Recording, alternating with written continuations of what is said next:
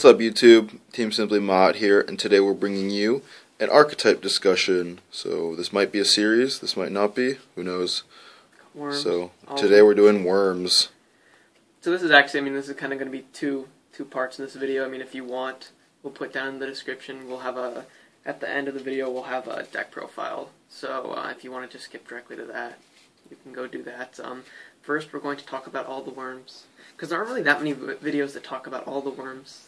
They basically talk about, the 3 or the 4 that are actually competitive in the competitive, stun build. But we're going to take the time and we're going to examine all the worms, because there are a lot of decks that will kind of tech in some of the other ones. Plus, it's an interesting archetype, so let's get to it.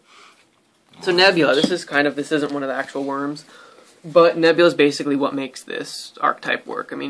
A lot of the cards are based around flip effects, and so what this does is you activate it, everything gets flipped up, and then at the end phase, your worms all get flipped face down, you draw a card for each, and then you can special summon a level 7 or higher. So, it's a quite good card. If it was in, tier 1 deck, tier 1.5 deck, it would be pretty broken. But basically, this is what makes worms viable.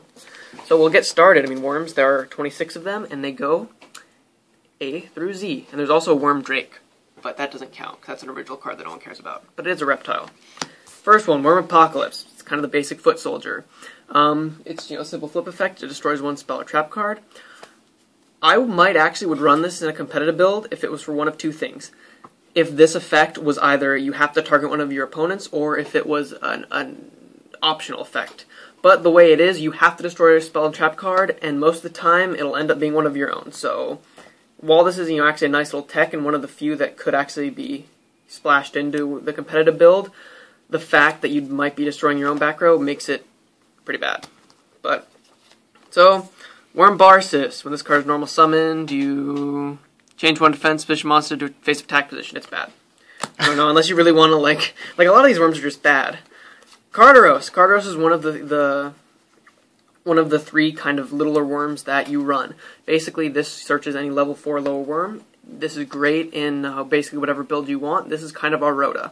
If only it had, a 1900 butt like Yugioh armor, but it doesn't. It runs over easily. But still, it's a good card. Dominicals. When this card is flipped, it gains 300 attack and defense, but it's pretty bad because you need to set this, and also that attack and defense plus happens after damage, after the damage calculation is calculated for that attack. So if this gets hit by a Lyle or something, it's still dead. And it's just slow. You have to set it, and then you have to flip it to get its effect. There are better monsters. There are like Tentacles and X that you can run if you just want something to attack with. Next, we got our first secret, Worm Aerokin. This is one of the kind of mid-level bosses, the level 5 or 6. A lot of these cannot be special summoned. It's one of those things where it doesn't quite make sense why they would add that. A lot of these, it's not like it would make them that much better if they could be special summoned, but it's just kind of odd why they put that restriction on them. So once per turn, you can select a face-up worm monster on the field and change it to face-down defense position. You get to reuse your stuff. It's not good. Don't run it. Next, we're getting into 5 common ones. Yeah, I don't know why they didn't want to put them in Hidden Arsenal. So we have Worm Falco. Change all face-up reptile worm monsters to face-down defense position, except this card. I guess if you really want to reuse all your flip effects, but don't bother, it sucks. Worm Ghosts. Each time a face-down defense position monster is flipped face-up, put a worm count on this card, and it gains 300 attack. I guess this one's okay. If you have a set one, and then you summon this, and you flip it up, this will instantly get 800 attack, or 1800 attack. And if you keep it alive for long enough, it can build up counters and be kind of strong, but it's not good. Don't run it. That's too slow. So let's actually take a second right here and set apart the cards that are usable. You know what? Carteros. I'm putting Apocalypse, even though I kind of talked bad about it. Apocalypse is actually kind of usable. Okay, so these are all garbage. Or actually, Nebula is this is tier 0 over here. Worm Hope. This is interesting. At first you might think it's an okay card. When you flip face up, you draw a card, and then when it's sent to the graveyard, you discard a card from your hand. But if this gets destroyed or leaves the field without getting flipped, then all you're doing is discarding a card without drawing it. So it's crap. Don't run it. Don't be deceived. Illidan. This is an interesting one. Each time a card is set, you place a worm counter, 2 worm counters, and you can destroy a card. This includes your spells and traps. So if you get this out and you put down 2 spell and traps, you can instantly pop something. This is pretty good, and if you put it in a dedicated deck, So it's kind of an average card. We'll keep it there. We'll put in the middle. We'll put it in the middle. Yeah. Jittoliths. This one, twin-headed behemoth wishes it with this card. When this card flipped face up, the turn it gets flipped face up. If it goes to the graveyard, I think it's destroyed by battle, is it? Or just goes to the graveyard? That's destroyed cool. And sent to the graveyard. Then it gets special summon.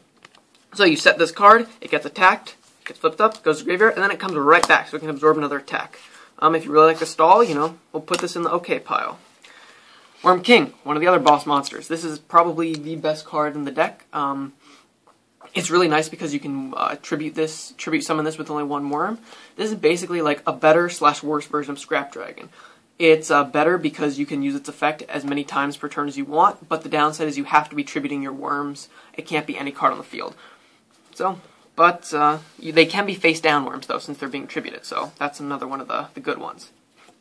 Links. Before Nebula, this card was the deck's win condition.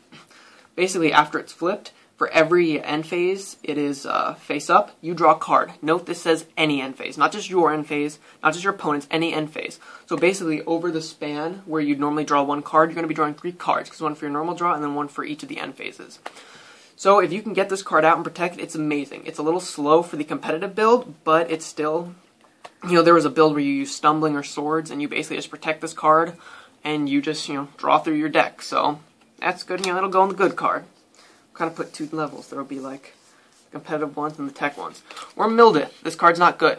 Basically, you flip it, you attach it to a monster, and they do 400 damage each turn. It's crap. No. Worm Noble. Another kind of one of the mid-level, kind of the generals per se. If it gets run into, your opponent takes half the damage of the opponent's monster attack. Yep. So I don't know if you really want to set it and then let them run into it, but it's pretty bad. Opera. This might be one of the worst cards. Flips, and then all your opponent's monsters lose 500. All face-up monsters. All face-up monsters. Except for worms. Or except for reptile worms. So basically all your opponent's monsters are going to lose 500, but who cares? Monsters don't even stay on the field that long. They get exceeded into, so that one's crap. Worm Prince. This one, actually let me read this one. So if it destroys a monster by battle, you can add one. So it's a basic searcher. Add one from your deck to your hand. But the bad part is if during an end phase, and this is either end phase, this is the only reptile worm you control, it gets destroyed. Not good enough to run. Worm Queen. This one's actually interesting. Basically, once per turn, yeah, it's nice. You can tribute a worm and then special summon one with equal or less level than the one you tributed. Some builds do this. It's kind of like a turbo build almost. You get out a queen, and then you can just go through your deck by, maybe tribute the queen for another queen. We'll put that on the okay pile. Honestly, I don't like the effect. It has a nice tech with a card we're going to talk about, Viper's Rebirth. But I personally, I don't run it in any build. Ramakuya, this is an interesting card. It can only attack the turn it's flipped face up. So basically you have to set this, but it only has 1200 defense, so it will get destroyed. And then you can flip it up, and then you can get a 2100 beater, but then you have to get it back to face. Oh, then after it's attacked, it puts face down. Then it has to survive a turn being in defense position for you to attack with it again. So it's not good. Worm Solid, actually one of the okay worms. It gains 100 defense for every worm type monster, for every worm in your graveyard. And then if your opponent takes battle damage from, I think, attacking it in defense position, you get a destroy one spell trap card. That's not bad. I mean, especially if your graveyard is loaded up, you can then, set it, the opponent will run into it, likely take some damage, you can destroy a spell card. Future Fusion, right? I mean, actually, a lot of these worm cards, especially back when Future Fusion was around, a lot of these worms, it's about dumping into your graveyard. I mean, that's kind of why there's Queen. You load up your graveyard, basically for this guy, Worm Victory, which we'll get to. But, so it's basically kind of 2-in-1. A lot of graveyard dumping, and then a lot of flip effects. Worm Tentacles. This one is actually, we're going to put this in the good pile, actually. Basically, you remove a worm and it can attack twice. I mean, you can combo this with Honest. Basically, it's one of the best kind of beat sticks. I mean, I wouldn't run this in, a true competitive build, but, it's a nice tech card. I mean, it'll go with kind of Apocalypse and Lynx as cards that are decent. Worm Ugly. This card's bad. Basically, what it is you can summon this, and then basically you have to protect it for a turn, and then you tribute it for a worm, and when you do it, get special summoned to your opponent's side of the field. So boy, you can essentially attack directly for that turn, but no one cares. Worm Victory. Oh my god, this card is kind of amazing. Basically, when it's flipped face up, you destroy every non-worm face up monster.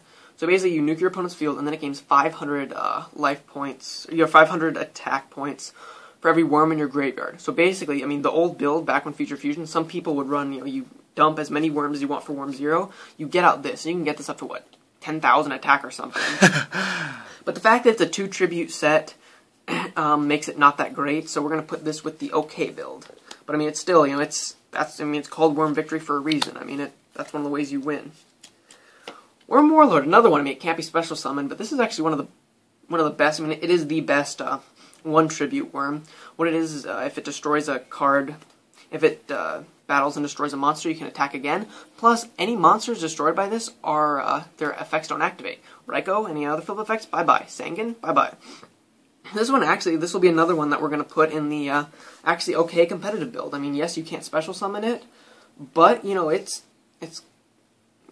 almost like an Abyss Dweller, kind of, plus Abyss Dweller, plus, like, destroy, I don't know, stops those Sangans, plus it stops, flip effects, so Snowman Eater, bye-bye, and you can attack again, combo this with Honest, so. It's like the original Evil Swarm. Look at this, the extra 50. Yeah, man. Like, yeah, it's interesting. So, now, the 2 best cards in the deck, we're going to talk to them together because they're bros. Worm X, Worm Yagen. If you see in their pictures, they're chilling each other. They're photobombing. So, basically, I mean, it's kind of a godsend when Hidden Arsenal 3 came out, because we got these cards that make this function. I mean, these are 2, besides Kardos, these are the 2, in the competitive build, these are 2 worms you're going to be focusing on a lot. And basically, the whole point of Kardos is to get into X. So, you drop X, and then you can send a worm to your graveyard. I mean, a lot of ways it could fuel anything for this to get, like, a victory, but you send Yagen, and then if X is the only monster you control, you then special summon Yagen from your graveyard and face down defense, and then when Yagen gets flipped, it returns a monster on your opponent's side of the field. The great thing, I mean, this is 1800 attack, 1800 defense, so that's good. I mean, these are, all the other worm monsters that are useful, like Kardos, they have horrible attack and defense, so. They complement each other, basically. Yeah, I mean, basically, this is your basic engine of the deck. You get X, and then you get Yagen defense mode. It's your simple +1. You abuse it with Nebula, so when you have Nebula, you abuse it to get Kardos and Yagen, so you get their flip effects. And then, yeah, and then you get your draws. So, X and Yagen, this is basically the 4 competitive cards. This is what any competitive worm deck should run, and then you get kind of some of your other tech cards. Now we're going to go what was supposed to be the boss monster of the deck, Worm 0.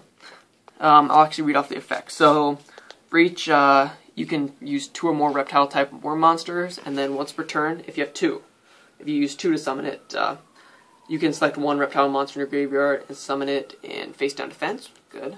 4+, you can remove 1 reptile monster from your grave and send 1 monster in the field to the graveyard. And then 6, once per turn, you can draw 1 card. So if you would get this out with Future Fusion and get all 3 effects off every turn, it would be amazing. And it's also, it gains 500 defense for every unique worm type. So that's kind of what the original build was. You activate Future Fusion, you can get out Worm 0, and then you just unload your whole graveyard with all these worms, then you get Worm 0's effect, you try to get out Worm Victory, blow it up. But Worm 0, it was never a good way. Like, the Future Fusion build was never very good. The control was always better. I do side deck it, though, or I have it in my extra deck, one of it, and I'll tell you why later. And we're going to get along with Nebula. We're going to talk about 3 kind of tech spell and trap card in particular. One is Worm Call. Along with Nebula, this is the only actual worm support card. Basically, if you control no worm it's a continuous, and if you control no worm monsters, you can special summon a worm from your hand and face down defense. So you get an extra set. No, it's okay. I wouldn't run it, though. I mean, maybe if you're, I don't know, maybe if you're running a version with a lot of worms, you can do it, but... Next one, Viper's Rebirth. If all monsters in your graveyard are reptile-type worms, you can special summon one, and then destroy it during the end phase. This is the card that will couple with Worm Queen. Basically, you can drop this, special Worm Queen, and then you can use Worm Queen's effect to tribute herself and get another Worm Queen, which then it'll stay. And then you can also use it for, I guess you can get out a victory for 1 turn and then have it a lot of attack, but mostly it's to use it, or if you have a queen, you can activate this, and then whatever monster gets summoned by this, you can then tribute it to level down, so it's not that great, though. Last one, Offering to the Snake Deity. This is our Icarus attack. It's better and worse. One of the reasons why it's better is it is not a cost, so if it gets negated, then you don't lose your worm, but the other thing is if if one of the other monsters, like let's say you activate this and then they compulse one of the targets, then the effect just fizzles. So it's, I don't know. In a lot of the, if you're running one of the kind of non-competitive builds, it's an okay tech card, but in the competitive build, you're only going to be running, I think in mine I only run 10 worms, and you're not going to be wanting to sacrifice them, especially because normally Yagin and Carteros ideally are going to be face down, and this has to be, since this is targeting, they have to be face up. So normally you're going to want these guys to be, you know, face down, or if you have an X or King, you're not going to really want to tribute it, so it's too situational. So that is our little look inside all of them, and now we're going to kind of get into the competitive build. I mean, this is my deck profile. I did one kind of at the beginning of the channel, what, like 3 months ago, and so we're going to kind of quickly run through this. So, as I said, you know, 3X, 3 Yagin. This is your +1 engine. A lot of people ask me about like what our combos are. Like, this deck doesn't really have combos. Like, we don't have, you know, some silly wind-up loop. We don't have, you know, 6 Sam spam. You know, you summon X, you get your +1 from Yagin, and then you set a lot of cards to protect it. 3 Carteros. Some people don't. Some people only run 2. I really like 3 just because there are a lot of hands where you're going to get all spells. You're going to get all traps, and so plus the access to get more X's and sometimes Yagins or even another Carteros is great because you need to keep up that monster, keep monsters in your hand. Plus just the fact that along with Yagin and Carteros, these are the only ones that can truly get abused by Nebula since X isn't a flip effect. So every time you get off that Nebula, you know, if you have these, you return 1 and then you +1 off Carteros and then you face down, you draw your card. So I every time I make this deck, I'd always run it with the full 9 level 4 worms. It's a good 1 Worm King. This is kind of the worm debate. Do you run 1 or do you run 2? I mean, the benefits are you're going to draw into it less if you only run 1, but some people say it will make your Nebula plays less explosive, I guess. But the way I view it is, so if you run 1, let's say, there's a 50-50 chance it'll be in the top 20. So like in the top 20 cards. So your average in drawing this, it'll be, you know, if you have your full deck, it'll be, you know, 20th. And then if you run 2 of them, the average spot will be like what? 1 at 13 and then like 1 at 26. So basically, even though people are saying, well, it's more likely that you'll get Nebulas, it's also more likely that you'll start out with one of these before you even get to your Nebula. So then you'll have 1 in your hand and then 1 in your deck. So you're still only going to get that 1 off of a Nebula. So I just put, you know, there's no right answer. I only like 1. I mean, never run 3. No one runs 3. But, yeah, it's do you want the consistency of not drawing into it? Because if you get 2 of these in your hand, you're screwed. Versus the explosive power of Nebula.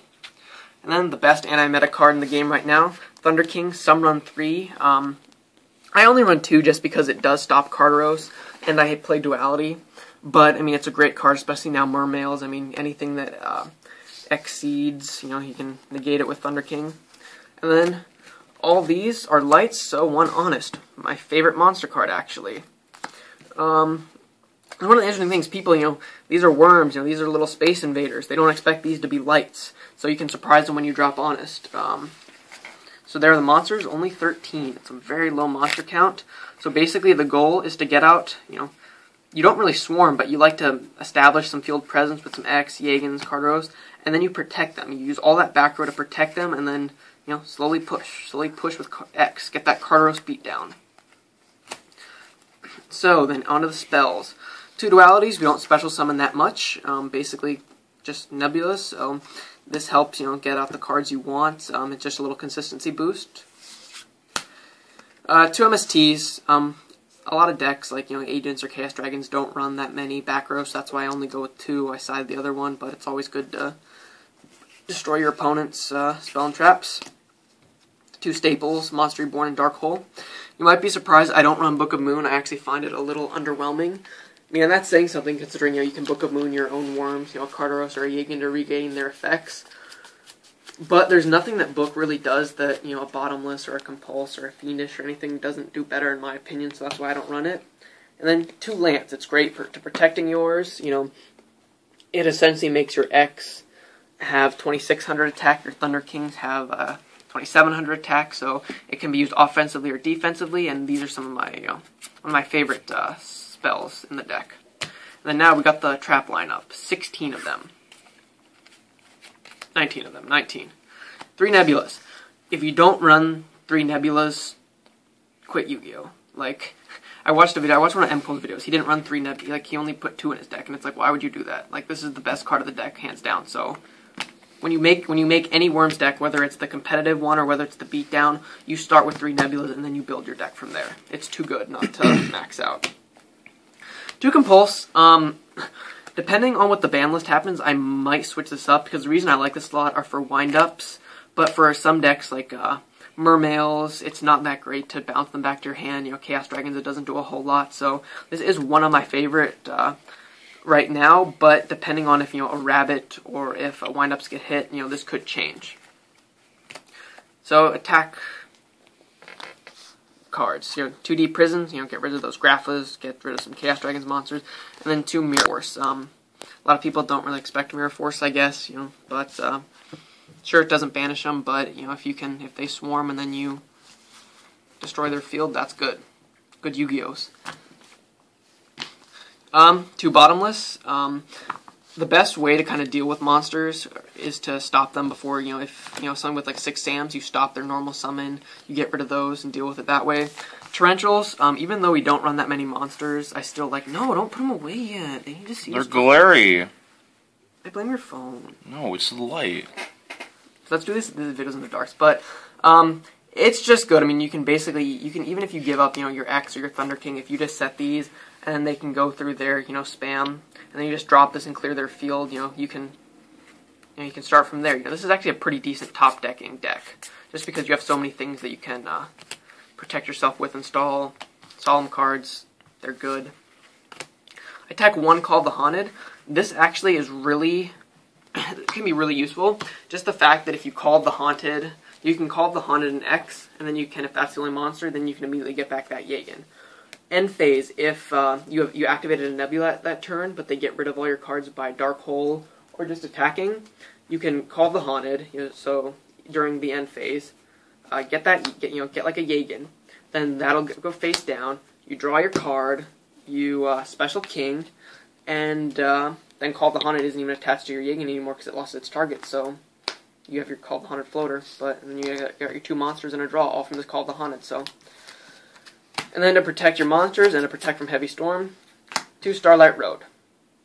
Some even run 3. I mean, this is the best deck to run Rodin, so. Is it a long video so far? What are we at? 22.5. Dude, it's okay. This will be the best, you know. This is the comprehensive worm video.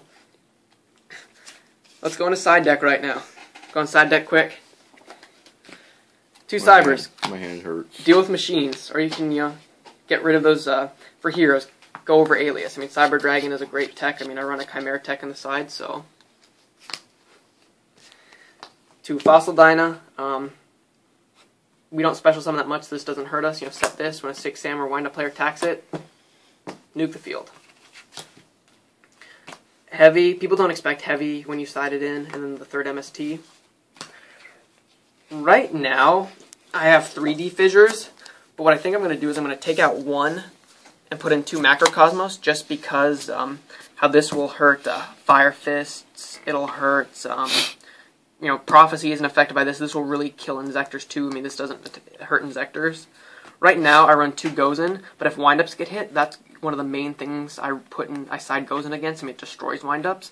But if windups really get hit, same with rabbits, but if windups and rabbit get hit, I'll probably take out 1 Gozen, take out 1 Gozen, 1 D-Fissure, and then those will look like that. So, yes, you know, 4 things that screw with Graveyard, and then 1 Gozen. And then some one-ups. Shadow Imprisoning Mirror, Dark Worlds, Inzectors, Gravekeepers, you know, screw them. Nobleman, take out Rykos, take out anything with flip effects or anything that sets face-down monsters. 1 Prohibition, I really like this card. You know, call Grapha, call Neos Alias, hell, call Kagamusha. I mean, it'll shut down the best card in their deck. And then this one, this is a complete tech card. It's Super Polymerization.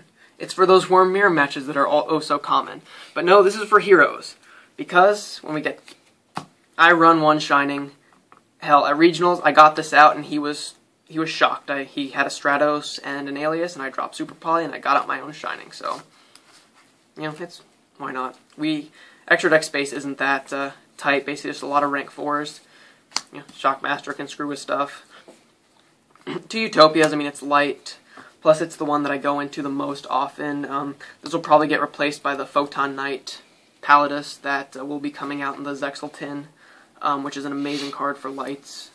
I do run, so one Utopia Ray to overlay once it loses materials. Black Ship, Cowboy, two of my favorite Exceeds I go into a lot. Tap 2. Deal with Zen mains, deal with Gotchi. This, most of the time, you actually just do it for the burn damage, but this can also, it'll get you over Red Eyes. Roach, deal with those Chaos Dragons. Abyss Dweller for,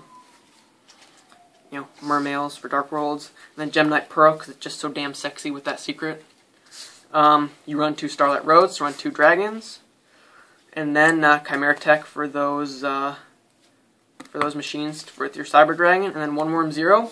If you ever want to use your Super Poly when you side this in, maybe against another Worms player or against a Heroes, you can always, last resort, use this.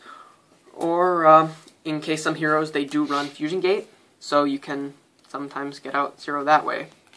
If you ever want to side against Worms, use Cyber Dragons. It'll get over your X's, get over the Thunder Kings. I mean, they're hard to side against. I mean, if you have Noblemans, hit those Carderos. I mean, Yagan won't be, they won't all be banished, but, and then, Spell and Trap removal. Worms are kind of hard to side against. I mean, you can't, I guess, Light Imprisoning Mirror if you run it, but no one sides Light Imprisoning Mirror. But, so thanks for watching. I mean, this was quite a long video. We hope props to Hattress for holding up the camera this whole time with some help from Ramen Noodles, but, this is, this is the only Worms video on YouTube you'll need. So, thanks for watching. Let us know if you want us to do something similar to this for any other archetypes, and happy Yu-Gi-Ohs.